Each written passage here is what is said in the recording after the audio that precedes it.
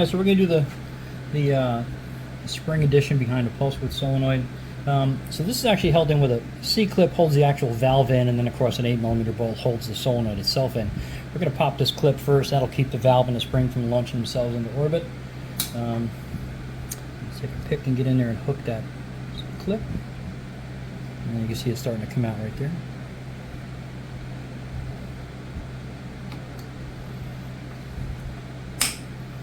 And that's that.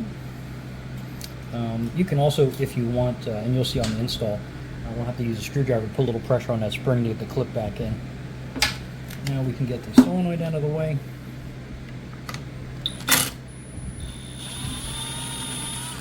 I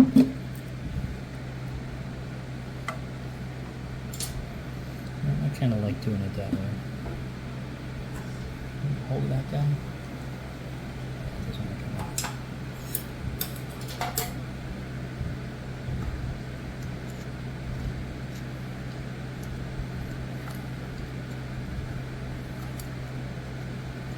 Basically, I'm sticking this in and rotating it, using the tip to push the valve out.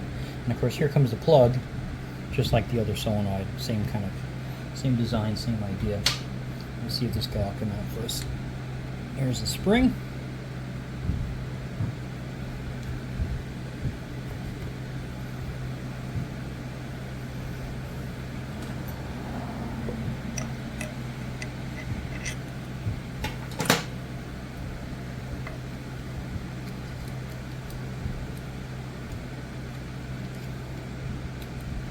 And I'm just kind of shoving that valve forward, see if we can get it to come out and play.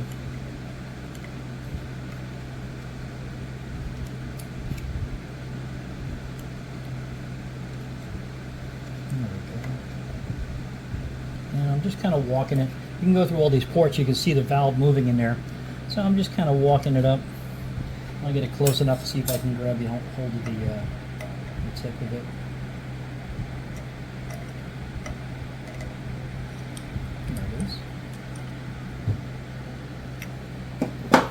So there's our valve, and this is obviously in pretty nice shape. Very little, if any, wear, a little mark right there, but nothing worth. Certainly no wear in the bore, and that's the stuff you're looking for. You'll get some of these to come out, and they're all scraped to heck. They're all shiny and scratched up, and you know you've got valve body issues. All right, so we're going to reinstall that.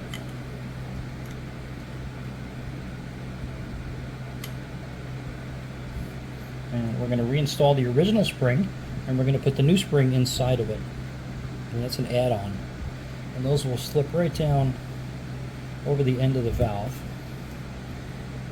Work those guys all the way back up into the bore.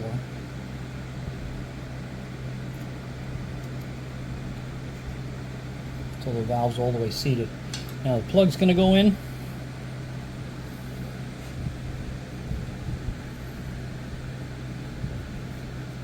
It's the same either way, doesn't matter which direction you put the plug in.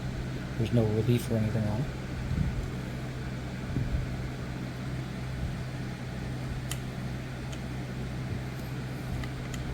These are tight fits, so it may take a little wiggle and a jiggle them, but it'll get in there.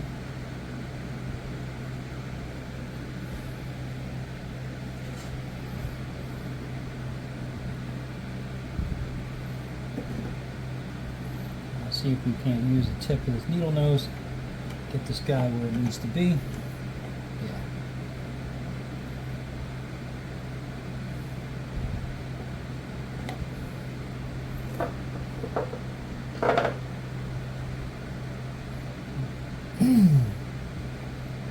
That was track of what port it goes in. The clip's got to go in the correct port. I mean, you wouldn't get the pulse width solenoid in there if it was in the wrong port. But there we go, clip's all seated, that's all back in. Pressure solenoid goes back in.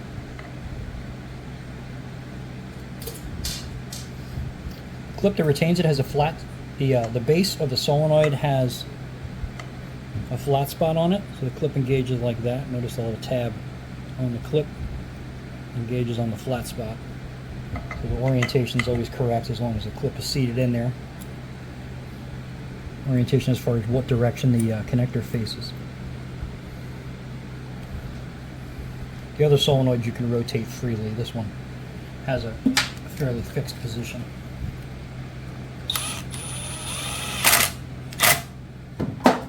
That's it. On to the next step. Alright, so next we're going to change the spring in the accumulator valve. Now this actually is held in by a roll pin right here. The roll pin sticks through, you can see it in the end of the valve. So what we're going to do is take a screwdriver and push up on it to get it to project above the surface, and then we can grab it and pull it out.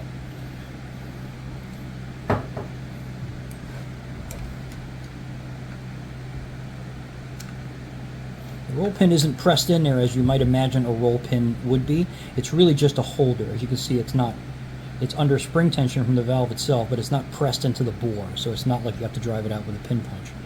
And then of course there's a tension comes off the accumulator valve. Fall out for me? No, they're not cooperating today. This is a tight valve body. Actually good news. Here it comes out here.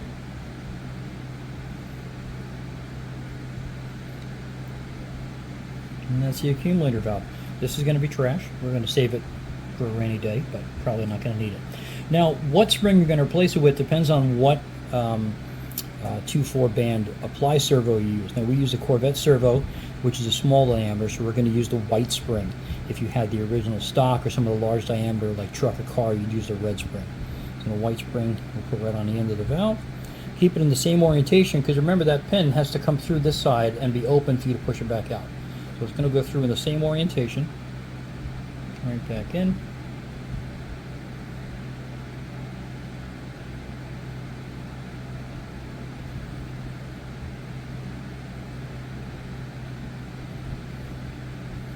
And then the pin will fit right back down into the valve. And make sure it sits below the surface, and we are golden. Right where we should be. Well, again, I'll save the red one. We just want to save some of the stuff. You never know when you're going to have a valve body apart and you lose a spring, shoots off into the atmosphere, or you know, something gets screwed up and you have some extra springs laying around. Always come in super handy.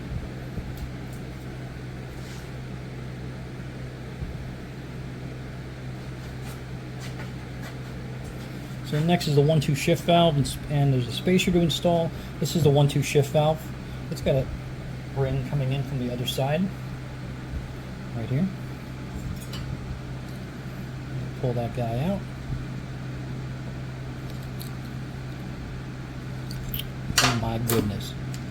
You're going to give me trouble? Here we go. Oh, you're stubborn. Give a little push on the push inside, take some of the tension off the spring, and help it come out. And we're going to take this solenoid out. There we go. Screen's nice and clear, good to see. Here's our valve. And here's the new valve. And you can see it's shaped a little bit differently. What this is going to enable you to do is engage first gear whenever you want at any speed, and also hold first gear at any speed. So if you put it down into manual first and leave it there, it'll stay in first regardless of how fast you're moving, how fast the wheels are moving. And this is great for burnouts and, you know, keeping the trans from upshifting when you don't want it to. So there are the spacers in there. We're going to have to use a solenoid to kind of hold it in place.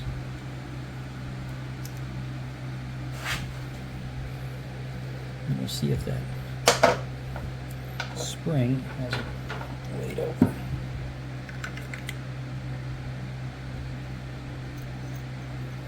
I want to make sure that spring is over the valve and not off to the side of it. That's why I pulled it back out, to see if that's what was keeping the valve out of the bore.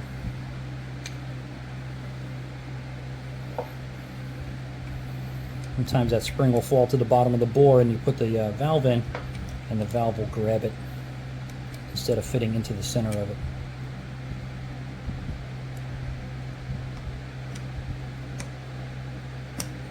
There we go. All the way in, everybody's happy. C-clip or snap ring. There you go. And that's the 2/4. The 1-2 accumulator valve. On to the next step. All right, next step is another spring down here. Let's get this guy out of here.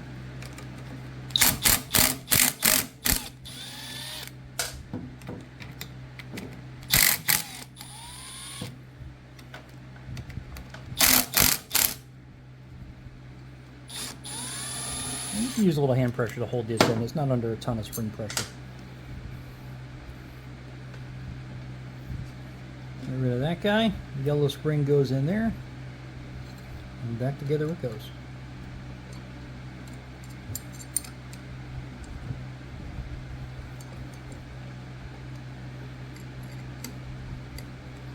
I like to start these and then walk them all in evenly. That way you don't put too much torque on any one of the bolts and risk stripping the threads out of the valve body. These are only aluminum, so give it a little bit of care. Try and level it down or run it down as evenly as possible.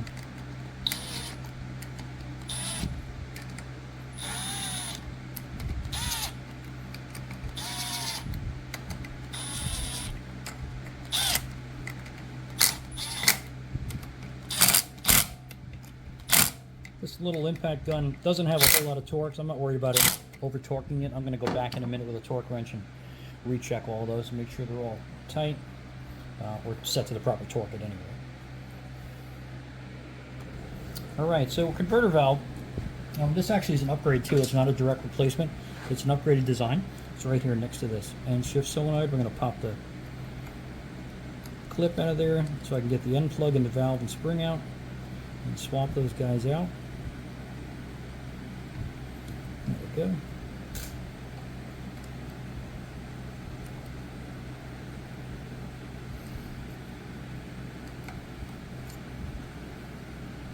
Now these valves, this particular valve should be a very loose fit in the valve body. It needs to move freely. So this should just fall right out of here. There it is. And there's the spring. Doesn't seem to be any resistance at all to coming out of there.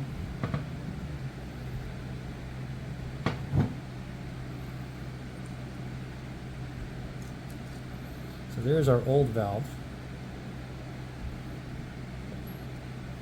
And there's the new valve with the spring. So what we're going to do is they give you a little threaded bolt. It threads into the end of the new valve.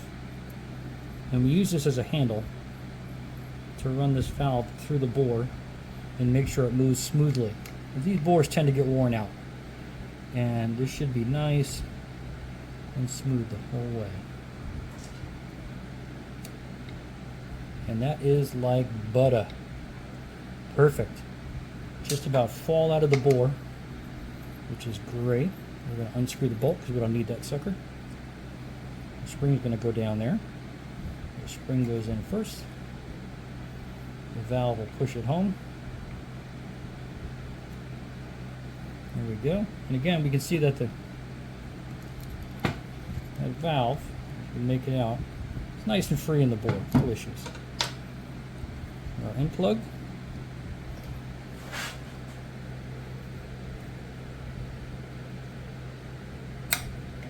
And that's that. And again, we saved these for a rainy day. Alright, so next up is the pressure regulator valve. And that's this guy right down here. It goes right directly into the pump, controls the line pressure. And the boost valve helps boost line pressure. So there's a snap ring down there. We'll use some snap ring pliers. Sorry, my hands are in the way. And I'm going to put a little bit of tension to push down on that valve because it is spring loaded. And let me get the snap ring out of the groove.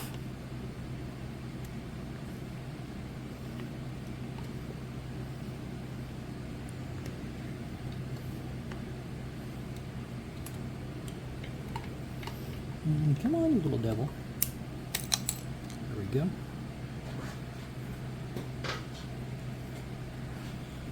And grab that snap ring. We don't need that floating around for sure. And here comes the boost valve. Now there's a second valve that goes up inside and two springs inside. Here's the second valve. So that guy goes up in here.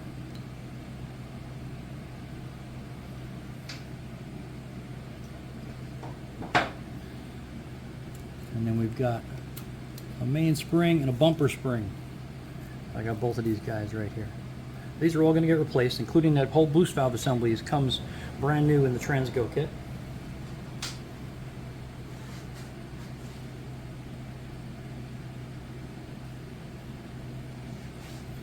So here are the two new springs, the bumper and the main boost valve spring.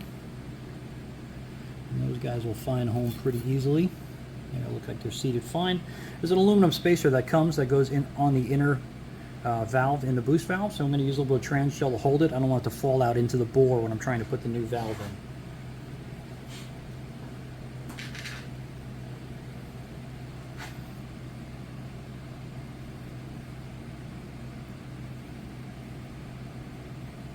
I'll stick that guy down in there.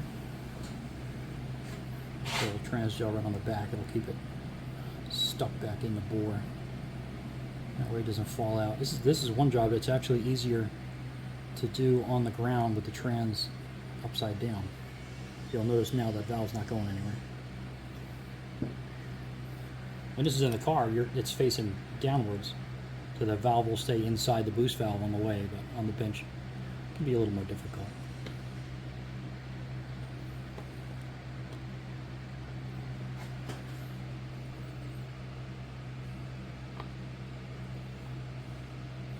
We're just hitting that snap ring groove.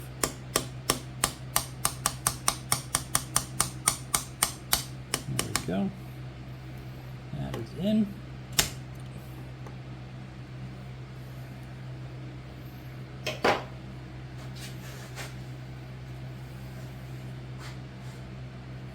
New snap ring, sharp edges to the top.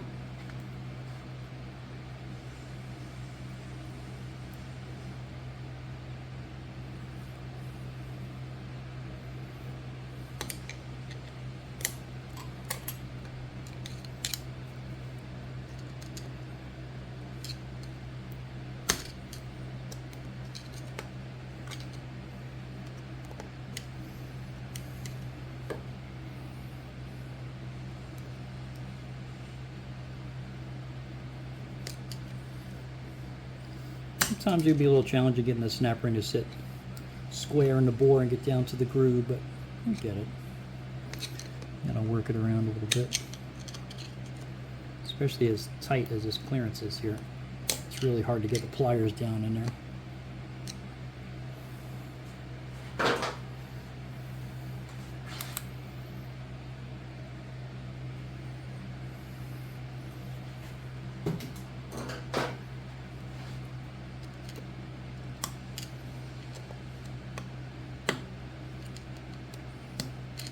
There we go.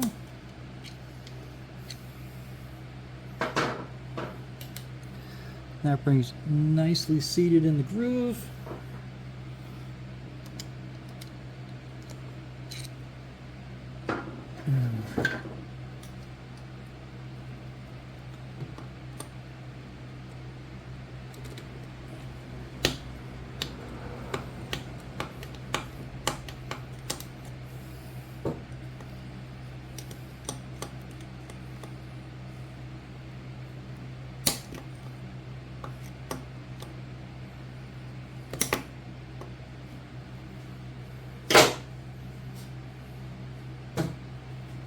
Now we're seated back into snap ring. Sometimes those boost valves are a little tight getting into the oil pump bore, and they'll want to drag. So that's why I was just pulling up on it to make sure it was seated against the back side of that snap ring nice and tight. That is good to go.